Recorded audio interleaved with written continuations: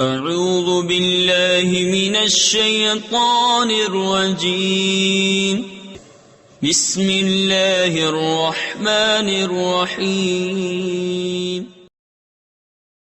ولا تلبسوا الحق بالباطل وتكتموا الحق وأنتم تعلمون وَأَقِيمُوا الصَّلَاةَ وَآتُوا الزَّكَاةَ وَارْكَعُوا مَعَ الرَّاكِعِينَ أَتَأْمُرُونَ النَّاسَ بِالْبِرِّ وَتَنسَوْنَ أَنفُسَكُمْ وَأَنتُمْ تَتْلُونَ الْكِتَابَ أَفَلَا تَعْقِلُونَ۔ اور حق سے باطل کو نہ ملاؤ، اور دیدہ و دانستہ حق نہ چھپاؤ، اور نماز قائم رکھو اور زکوٰۃ دو، اور رکوع کرنے والوں کے ساتھ رکوع کرو۔ کیا لوگوں کو بھلائی کا حکم دیتے ہو اور اپنی جانوں کو بھولتے ہو، حالانکہ تم کتاب پڑھتے ہو؟ کیا تمہیں عقل نہیں؟ وَاسْتَعِينُوا بِالصَّبْرِ وَالصَّلَاةِ وَإِنَّهَا لَكَبِيرَةٌ إِلَّا عَلَى الْخَاشِعِينَ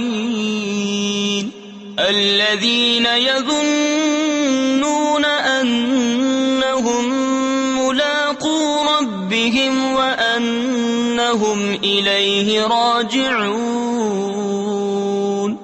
اور صبر اور نماز سے مدد چاہو، اور بے شک نماز ضرور بھاری ہے مگر ان پر جو دل سے میری طرف جھکتے ہیں، جنہیں یقین ہے کہ انہیں اپنے رب سے ملنا ہے اور اسی کی طرف پھرنا۔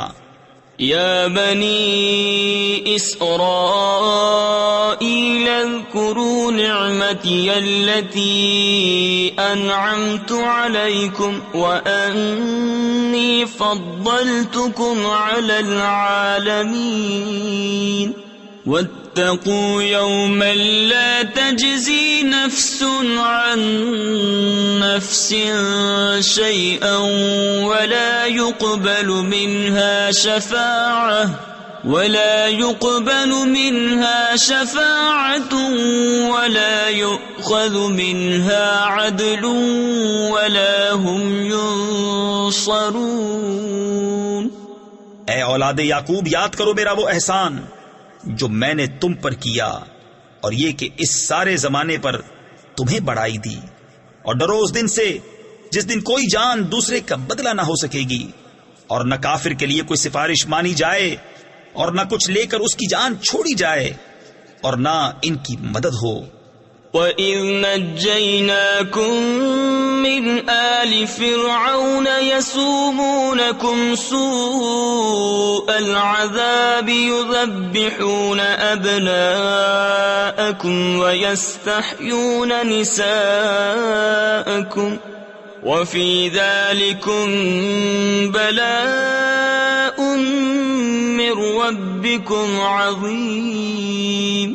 اور یاد کرو جب ہم نے تم کو فرعون والوں سے نجات بخشی کہ تم پر برا عذاب کرتے تھے، تمہارے بیٹوں کو ذبح کرتے اور تمہاری بیٹیوں کو زندہ رکھتے، اور اس میں تمہارے رب کی طرف سے بڑی بلا تھی یا بڑا انعام۔ وَلَا تَلْبِسُوا الْحَقَّ بِالْبَاطِلِ وَتَكْتُمُوا الْحَقَّ وَأَنْتُمْ تَعْلَمُونَ۔ ترجمہ: اور حق کو باطل کے ساتھ نہ ملاؤ، اور جان بوجھ کر حق نہ چھپاؤ۔ ولا تلبسوا الحق بالباطل، اور حق کو باطل سے نہ ملاؤ۔ یہودی علماء نبی کریم علیہ الصلوۃ والسلام کی عظمت و نبوت سے متعلق تورات کی آیتیں چھپاتے بھی تھے، اور کبھی کچھ بیان کرتے تو ان کے ساتھ اپنی طرف سے کچھ باطل باتیں بھی ملا دیا کرتے تھے۔ مثلا اپنے پیروکاروں سے کہتے کہ محمد صلی اللہ تعالی علیہ وسلم نبی تو ہیں لیکن ہمارے لیے نہیں بلکہ دوسروں کے لیے ہیں۔ یہودی علماء نے اس طرح کی کئی باتیں گھڑی ہوئی تھیں جن کے ذریعے وہ جان بوجھ کر حق چھپانے اور حق و باطل کو ملا کر دھوکہ دینے کے طریقے اختیار کیے ہوئے تھے۔ علامہ علی بن محمد خازن رحمۃ اللہ تعالی علیہ فرماتے ہیں، اس آیت سے معلوم ہوا کہ ہر ایک کو چاہیے کہ وہ حق کو باطل سے نہ ملائے اور نہ ہی حق کو چھپائے، کیونکہ اس میں فساد اور نقصان ہے۔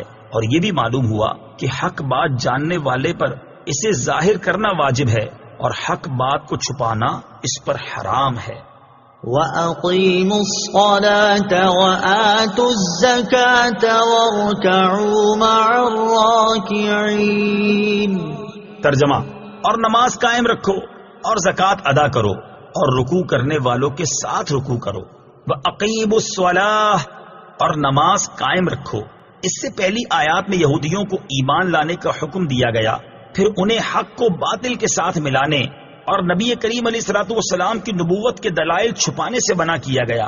اب ان کے سامنے وہ شرعی احکام بیان کیے جا رہے ہیں جو ایمان قبول کرنے کے بعد ان پر لازم ہیں۔ چنانچہ فرمایا گیا کہ اے یہودیوں، تم ایمان قبول کر کے مسلمانوں کی طرح 5 نمازیں ان کے حقوق اور شرائط کے ساتھ ادا کرو، اور جس طرح مسلمان اپنے مالوں کی زکوٰۃ ادا کرتے ہیں اسی طرح تم بھی اپنے مالوں کی زکوٰۃ دو، اور میرے حبیب علیہ الصلوۃ والسلام اور ان کے صحابہ کے ساتھ با جماعت نماز ادا کرو۔ با جماعت نماز ادا کرنے کی اہمیت اور فضائل۔ اس آیت میں جماعت کے ساتھ نماز ادا کرنے کی ترغیب بھی ہے، اور احادیث میں جماعت کے ساتھ نماز ادا کرنے کے کثیر فضائل بیان کیے گئے ہیں۔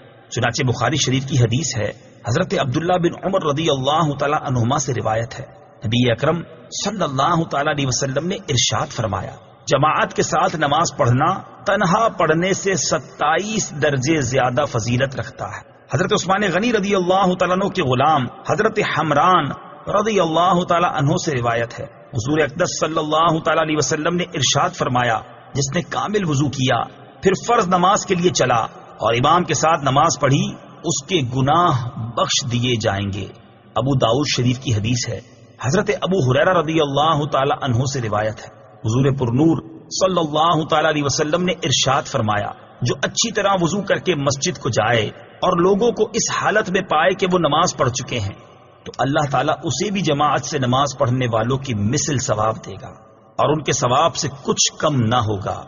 مسلم شریف کی حدیث ہے، حضرت ابو ہریرہ رضی اللہ تعالیٰ عنہ سے روایت ہے، رسول اللہ صلی اللہ تعالیٰ علیہ وسلم نے ارشاد فرمایا، منافقین پر سب سے زیادہ بھاری عشاء اور فجر کی نماز ہے، اور وہ جانتے کہ اس میں کیا ہے تو گھسٹتے ہوئے آتے، اور بے شک میں نے ارادہ کیا کہ نماز قائم کرنے کا حکم دوں، پھر کسی کو حکم فرماؤں کہ لوگوں کو نماز پڑھائے، اور میں اپنے ہمراہ کچھ لوگوں کو جن کے پاس لکڑیوں کے گٹھے ہوں ان کے پاس لے کر جاؤں جو نماز میں حاضر نہیں ہوتے، اور ان کے گھر ان پر آگ سے جلا دوں۔ بزرگان دین کے نزدیک با جماعت نماز ادا کرنے کی اہمیت کس قدر تھی، اس کا اندازہ ان 2 حکایات سے لگایا جا سکتا ہے۔ نمبر 1، حضرت عبداللہ ابن عمر رضی اللہ تعالیٰ عنہ فرماتے ہیں، حضرت عمر فاروق رضی اللہ تعالیٰ عنہ اپنے ایک باغ کی طرف تشریف لے گئے، جب واپس ہوئے تو لوگ نماز عصر ادا کر چکے تھے۔ یہ دیکھ کر آپ رضی اللہ تعالیٰ عنہ نے انا للہ و انا الیہ راجعون پڑھا اور ارشاد فرمایا، میری عصر کی جماعت فوت ہو گئی ہے، لہٰذا میں تمہیں گواہ بناتا ہوں کہ میرا باغ مساکین پر صدقہ ہے تاکہ یہ اس کام کا کفارہ ہو جائے۔ حضرت حاتم اسم رحمت اللہ تعالی علیہ فرماتے ہیں، ایک مرتبہ میری با جماعت نماز فوت ہو گئی تو حضرت ابو اسحاق بخاری رحمت اللہ تعالی علیہ کے علاوہ کسی نے میری تعزیت نہ کی، اور اگر میرا بچہ فوت ہو جاتا تو 10,000 سے زیادہ افراد مجھ سے تعزیت کرتے، کیونکہ لوگوں کے نزدیک دینی نقصان دنیاوی نقصان سے کم تر ہے۔ اللہ تعالی سب مسلمانوں کو با جماعت نماز ادا کرنے کی توفیق عطا فرمائے، آمین۔ أَتَأْمُرُونَ النَّاسَ بِالْبِرِّ وَتَنْسَوْنَ أَنفُسَكُمْ وَأَنْتُمْ تَتْلُونَ الْكِتَابَ أَفَلَا تَعْقِلُونَ۔ ترجمہ، کیا تم لوگوں کو بھلائی کا حکم دیتے ہو اور اپنے آپ کو بھولتے ہو، حالانکہ تم کتاب پڑھتے ہو، تو کیا تمہیں عقل نہیں؟ أَتَأْمُرُونَ النَّاسَ بِالْبِرِّ، کیا تم لوگوں کو نیکی کا حکم دیتے ہو؟ یہ آیت مبارکہ ان یہودی علماء کے بارے میں ہے جن سے ان کے مسلمان رشتہ داروں نے دین اسلام کے متعلق دریافت کیا تو انہوں نے کہا، تم اس دین پر قائم رہو، محمد صلی اللہ تعالی علیہ وسلم کا دین حق اور کلام سچا ہے۔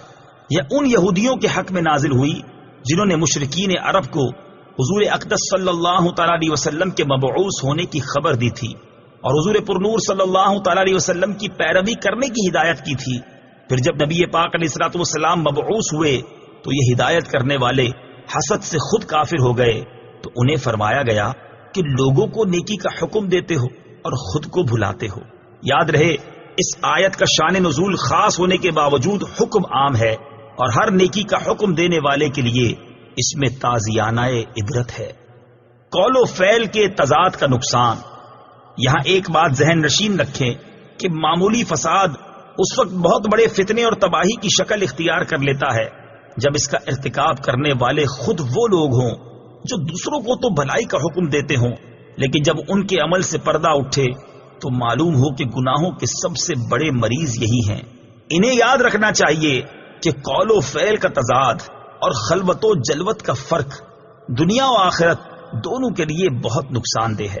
دنیا میں تو یہ اس قدر نقصان دہ ہوتا ہے کہ ایک مرتبہ کسی کے متعلق یہ تضاد ثابت ہو جائے تو لوگ زندگی بھر اسے منہ لگانا پسند نہیں کرتے، بلکہ ایسوں کے عمل کو دیکھ کر نہ جانے کتنے لوگ ہمیشہ کے لیے دین ہی سے متنفر ہو جاتے ہیں، اور آخرت میں اس کا نقصان کتنا زیادہ ہے اس کا اندازہ اس روایت اور حکایت سے خود ہی لگا لیجئے۔ چنانچہ حضرت عدی بن حاتم رضی اللہ تعالی عنہ سے مروی ہے، نبی پاک علیہ الصلوۃ والسلام نے ارشاد فرمایا، قیامت کے دن کچھ لوگوں کو جنت کی طرف لے جانے کا حکم ہوگا، یہاں تک کہ جب وہ جنت کے قریب پہنچ کر اس کی خوشبو سونگیں گے، اس کے محلات اور اس میں اہل جنت کے لیے اللہ تعالیٰ کی تیار کردہ نعمتیں دیکھ لیں گے تو ندا دی جائے گی، انہیں جنت سے لوٹا دو کیونکہ ان کا جنت میں کوئی حصہ نہیں۔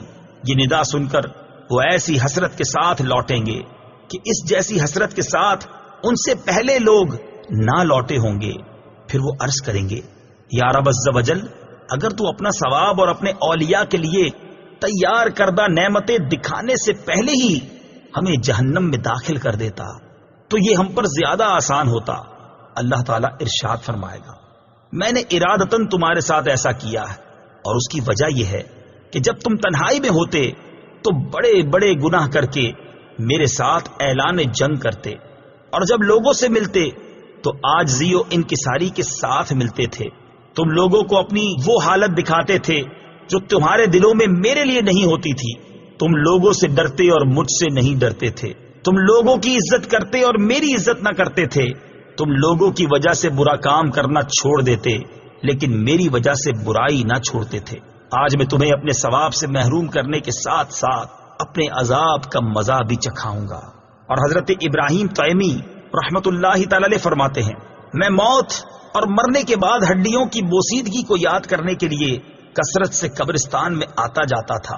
ایک رات میں قبرستان میں تھا کہ مجھ پر نیند غالب آ گئی اور میں سو گیا تو میں نے خواب میں کھلی ہوئی قبر دیکھی اور ایک کہنے والے کو یہ کہتے ہوئے سنا، یہ زنجیر پکڑو اور اس کے منہ میں داخل کر کے اس کی شرمگاہ سے نکالو۔ تو وہ مردہ کہنے لگا، یا رب عز و جل، کیا میں نے قرآن نہیں پڑھا؟ کیا میں نے تیرے حرمت والے گھر کا حج نہیں کیا؟ پھر وہ اسی طرح ایک کے بعد دوسری نیکی گنوانے لگا تو میں نے سنا تو لوگوں کے سامنے یہ اعمال کیا کرتا تھا، لیکن جب تو تنہائی میں ہوتا تو نافرمانیوں کے ذریعے مجھ سے مقابلہ کرتا اور تم نے میرا کچھ خیال نہ کیا۔ بے عمل بھی نیکی کی دعوت دے۔ یاد رہے اس آیت کی مراد واعظ و نصیحت کرنے والوں کو تقوی و پرہیزگاری پر ابھارنا ہے، بے عمل کو واعظ سے منع کرنا مقصود نہیں۔ یعنی یہ فرمایا ہے کہ جب دوسروں کو واعظ و نصیحت کرتے ہو تو خود بھی عمل کرو، یہ نہیں فرمایا کہ جب عمل نہیں کرتے تو واعظ و نصیحت کیوں کرتے ہو، کیونکہ عمل کرنا ایک واجب ہے اور دوسروں کو برائی سے روکنا دوسرا واجب ہے۔ اگر ایک واجب پر عمل نہیں تو دوسرے سے کیوں روکا جائے؟ حضرت انس بن مالک رضی اللہ تعالیٰ عنہ فرماتے ہیں، ہم نے عرض کی، یا رسول اللہ صلی اللہ تعالیٰ علیہ وسلم، ہم اس وقت تک دوسروں کو نیک اعمال کرنے کی دعوت نہ دیں جب تک ہم خود نیک اعمال نہ کرنے لگ جائیں، اور ہم اس وقت تک لوگوں کو برے کاموں سے منع نہ کریں جب تک ہم خود تمام برے کاموں سے رک نہ جائیں۔ حضور اقدس صلی اللہ تعالیٰ علیہ وسلم نے ارشاد فرمایا، ایسا نہ کرو بلکہ تم نیک اعمال کرنے کا حکم دو، اگرچہ تم خود تمام نیک اعمال نہیں کرتے، اور برے اعمال کرنے سے منع کرو اگرچہ تم تمام برے اعمال سے باز نہیں آئے۔ وَاسْتَعِينُوا بِالصَّبْرِ وَالصَّلَاةِ وَإِنَّهَا لَكَبِيرَةٌ إِلَّا عَلَى الْخَاشِعِينَ الَّذِينَ يَظُنُّونَ يحسبون أنهم ملاقو ربهم وأنهم إليه راجعون۔ ترجمہ، اور صبر اور نماز سے مدد حاصل کرو، اور بے شک نماز ضرور بھاری ہے مگر ان پر جو دل سے میری طرف جھکتے ہیں، جنہیں یقین ہے کہ انہیں اپنے رب سے ملنا ہے اور انہیں اسی کی طرف لوٹ کر جانا ہے۔ وَاسْتَعِینُوا بِالصَّبْرِ وَالصَّلَاةِ، اور صبر اور نماز سے مدد حاصل کرو۔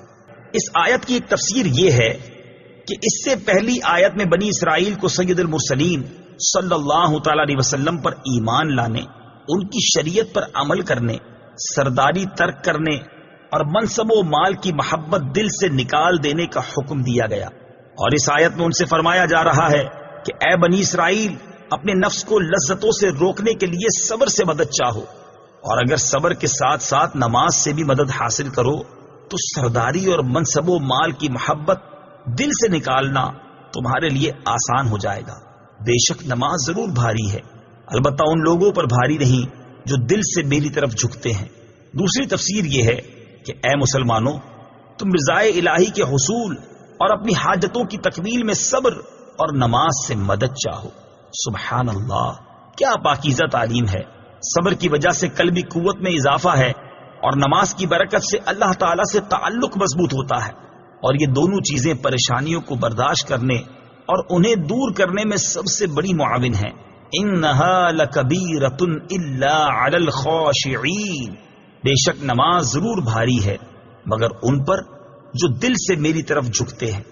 آیت کے اس حصے اور اس کے بعد والی آیت کا خلاصہ یہ ہے کہ گناہوں اور خواہشات سے بھرے ہوئے دلوں پر نماز بہت بوجھل ہوتی ہے، اور عشق و محبت الہی سے لبریز اور خوف خدا سے جھکے ہوئے دلوں پر نماز بوجھ نہیں بلکہ نماز ان کے لیے لذت و سرور اور روحانی و قلبی معراج کا سبب بنتی ہے۔ اور یہ وہ لوگ ہیں جو اپنے رب عز و جل سے ملاقات پر یقین رکھتے ہیں اور اس مولا کریم کے دیدار کی تڑپ رکھتے ہیں۔ اس میں بشارت ہے کہ آخرت میں مومنین کو دیدار الہی کی نعمت نصیب ہوگی، نیز اللہ تعالیٰ سے ملاقات اور اس کی طرف رجوع میں ترغیب و ترہیب دونوں ہیں، اور ان دونوں کو پیش نظر رکھنا نماز میں خشوع پیدا ہونے کا ذریعہ ہے۔ گویا نماز میں خشوع و خضوع قائم رکھنے کا حکم بھی دیا اور اس کے حصول کا طریقہ بھی بتا دیا۔ یا بنی اسرائیل اذکروا نعمتی التي انعمت علیکم وانی فضلتکم علی العالمین۔ ترجمہ، اے یعقوب کی اولاد، یاد کرو میرا وہ احسان جو میں نے تم پر کیا، اور یہ کہ میں نے تمہیں اس سارے زمانے پر فضیلت عطا فرمائی۔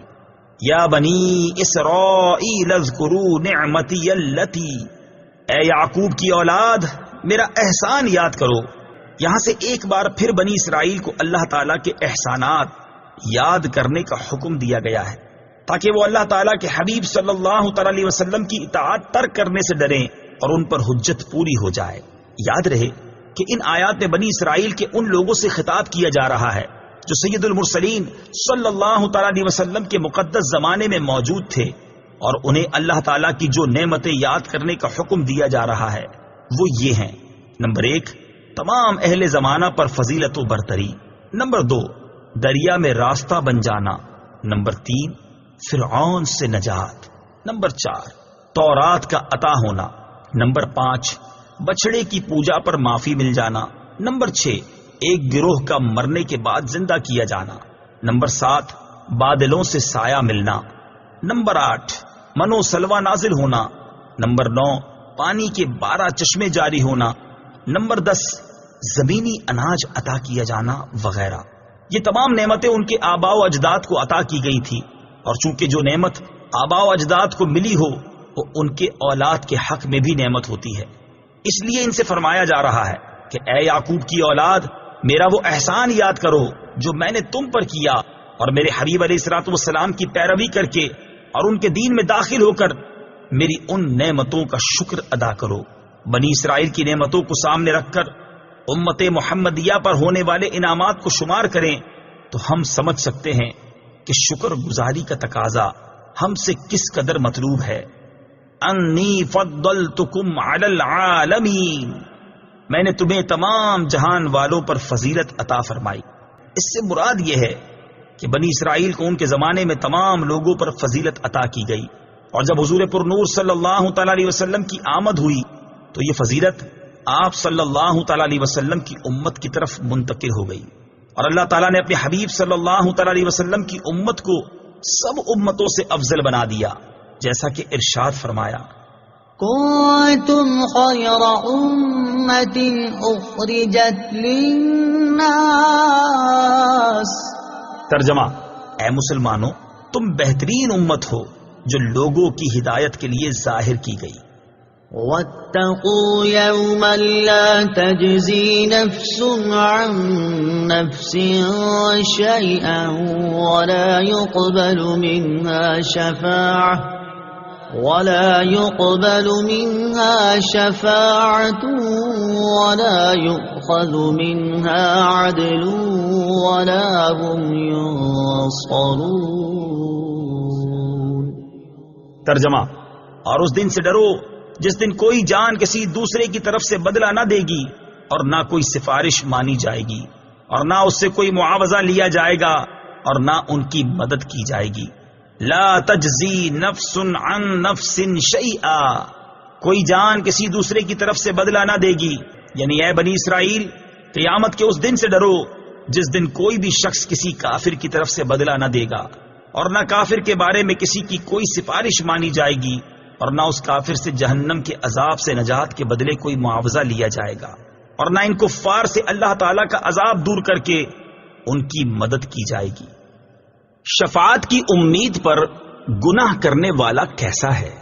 اس سے معلوم ہوا کہ قیامت کے دن کافر کو نہ کوئی کافر نفع پہنچا سکے گا اور نہ کوئی مسلمان۔ اس دن شفاعت صرف مسلمان کے لیے ہوگی، جیسا کہ دیگر آیات میں بیان ہوا۔ البتہ یہ بات یاد رکھنی چاہیے کہ شفاعت کی امید پر گناہ کرنے والا ایسا ہی ہے جیسے اچھے ڈاکٹر کے مل جانے کی امید پر کوئی زہر کھا لے، یا ہڈیوں کے ماہر ڈاکٹر کے ملنے کی امید پر گاڑی کے نیچے آ کر سارے بدن کی ہڈیاں توڑوا لے۔ وَإِذْ نَجَّيْنَاكُمْ مِنْ آلِ فِرْعَوْنَ يَسُومُونَكُمْ سُوءَ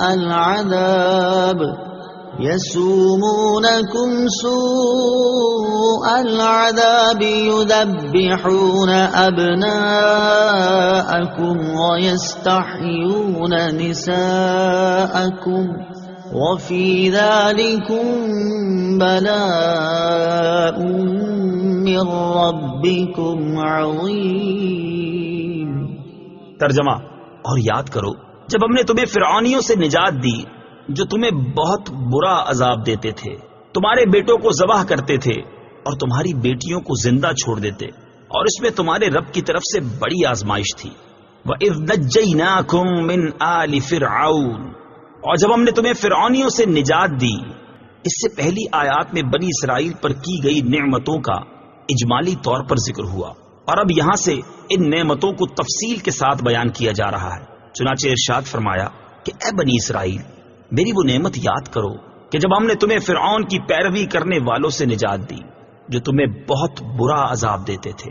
فرعون نے بنی اسرائیل پر نہایت بے دردی سے محنت و مشقت کے دشوار کام لازم کر رکھے تھے۔ پتھروں کی چٹانیں کاٹ کر ڈھوتے ڈھوتے ان کی کمریں اور گردنیں زخمی ہو گئی تھی۔ غریبوں پر ٹیکس مقرر کیے ہوئے تھے جو غروب آفتاب سے قبل جبرن وصول کیے جاتے تھے، اور جو ٹیکس نہ دے پاتا اسے سخت سزائیں ملتی تھیں۔ فرعون کا مختصر تعارف۔ جس طرح فارس کے بادشاہ کا لقب کسرا، روم کے بادشاہ کا قیصر اور حبشہ کے بادشاہ کا لقب نجاشی تھا، اسی طرح قبطی اور عمالقہ قوم سے تعلق رکھنے والے مصر کے بادشاہوں کا لقب فرعون ہوتا تھا۔ حضرت موسیٰ علیہ السلام کے زمانے کے فرعون کا نام ولید بن مصعب بن ریان تھا، اور اس آیت میں اسی کا ذکر ہے۔ اس کی عمر 400 سال سے زیادہ ہوئی۔ نیز اس آیت میں آل فرعون سے اس کے پیروکار مراد ہیں۔ یذبحون ابناءکم، وہ تمہارے بیٹوں کو ذبح کرتے تھے۔ فرعون نے خواب دیکھا کہ بیت المقدس کی طرف سے ایک آگ آئی اور اس نے مصر کو گھیر کر تمام قبطیوں کو جلا ڈالا، جبکہ بنی اسرائیل کو کوئی نقصان نہیں ہوا۔ اس خواب سے اسے بڑی وحشت ہوئی۔ کاہنوں نے تعبیر دی کہ بنی اسرائیل میں ایک لڑکا پیدا ہوگا جو تیری ہلاکت اور تیری سلطنت کی تباہی کا سبب بنے گا۔ یہ سن کر فرعون نے حکم دیا کہ بنی اسرائیل میں جو لڑکا پیدا ہو اسے قتل کر دیا جائے۔ یوں ہزاروں کی تعداد میں بچے قتل کیے گئے۔ قدرت الہی سے اس قوم کے بوڑھے جلد مرنے لگے تو قبطی سرداروں نے گھبرا کر فرعون سے شکایت کی کہ ایک طرف بنی اسرائیل میں موت کی کثرت ہو گئی ہے اور دوسری طرف ان کے بچے بھی قتل کیے جا رہے ہیں، اگر یہی صورتحال رہی تو ہمیں خدمتگار کہاں سے ملیں گے؟ اس پر فرعون نے حکم دیا کہ 1 سال بچے قتل کیے جائیں اور 1 سال چھوڑ دیے جائیں۔ تو جو سال چھوڑنے کا تھا اس میں حضرت ہارون علیہ الصلوۃ والسلام پیدا ہوئے اور قتل کے سال حضرت موسیٰ علیہ الصلوۃ والسلام کی ولادت ہوئی۔ یہ واقعہ سورہ قصص کے پہلے رکوع میں کافی تفصیل سے بیان کیا گیا ہے۔ وفی ذالکم بلاء، اور اس میں آزمائش تھی۔ بلا امتحان و آزمائش کو کہتے ہیں، اور آزمائش نعمت سے بھی ہوتی ہے اور شدت و محنت سے بھی۔ نعمت سے بندے کی شکر گزاری اور محنت و مشقت سے اس کے صبر کا حال ظاہر ہوتا ہے۔ اس آیت میں اگر ذالکم کا اشارہ فرعون کے مظالم کی طرف ہو تو بلا سے محنت و مصیبت مراد ہوگی، اور اگر ان مظالم سے نجات دینے کی طرف اشارہ ہو تو بلا سے نعمت مراد ہوگی۔